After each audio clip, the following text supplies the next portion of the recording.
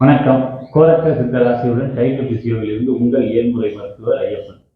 இன்னைக்கு நம்ம பார்க்க இருக்கிறது மோர் காமன் ப்ராப்ளமா இருக்கக்கூடிய பேக் பெயின் சொல்லக்கூடிய முதுகு வலி தான்.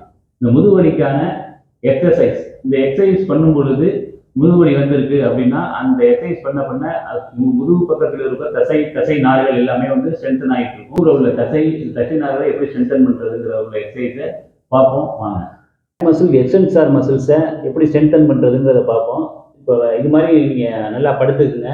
படுத்துட்டு உங்களுடைய கை ரெண்டுகளையுமே உடம்பை ஒட்டினாப்புல சைடு வச்சுருங்க. நம்மளுடைய முகத்தை வந்து சாதாரணமாக படுத்துருக்கு ஏதாவது ஒன்று சைடில் நம்மளோட முகத்து இந்த பக்கமோ இல்லை இந்த பக்கமோ ஏதாவது ஒன்று சைடில் நம்ம முகத்தை வச்சு இப்போ என்ன பண்ண போகிறோம்னா நம்மளுடைய ஒரு எக்ஸசைஸ் பண்ணுறதுக்கு முன்னாடி நியூட்ரலாக கொண்டு வந்துருங்க. நேராக இருக்கட்டும்.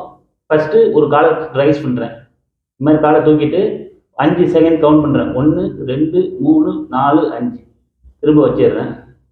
அதே மாதிரி ஆப்போசிட் இந்த காலையும் 1 2 3 4 5 வச்சிருக்கேன். இது எக்ஸசைஸ் 1. அடுத்தது என்ன பண்ண போகிறோம்னா என்னோடய ஷோல்டரை ரைஸ் பண்ணுறேன். இது பண்ணும்போது 1 2 3 4 இது மாதிரி 5 செகண்ட் ஹோல்டிங் பண்ணிட்டு திரும்பி ரிலாக்ஸ். திரும்பவும் அதே மாதிரி தூக்குறேன். 1 2 3 4 5 தென் ரிலாக்ஸ். 2 காலையுமே தூக்குறேன். அதே 5 செகண்ட் ஹோல்டிங்கில் வச்சுக்கிறோம். திரும்பி ரிலாக்ஸ் பண்ணிடுறோம். அடுத்து என்னன்னா ஒரு காலையும் இந்த ஷோல்டரையும் எக்ஸ்டென்ஷன் பண்ணணும்.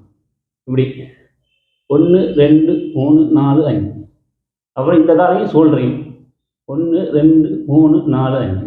இப்போ என்னன்னா 2 காலையும் தூக்கணும். அதே சேம் டைம் ஷோல்டரையும் தூக்கணும். நம்மளுடைய வயிறு மட்டும்தான் கீழே இருக்கணும்.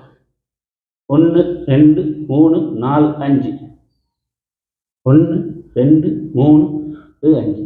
இது மாதிரி இந்த எக்ஸசைஸை பண்ணி வரும்பொழுது உங்களுடைய இந்த பேக் மசில்ஸ் ஆனது நல்லா ஸ்ட்ரென்தன் ஆகி வரும். இந்த மசில்ஸை நம்ம ஸ்ட்ரென்தன் பண்ணிட்டாலே உங்களுடைய பேக் பெயின் அப்படிங்கிறது அவாய்ட் பண்ணிடலாம், வராமலும் தவிர்த்திடலாம். தொடர்ந்து இணைந்திருங்கள் ஐயப்பனுடன். நன்றி, வணக்கம்.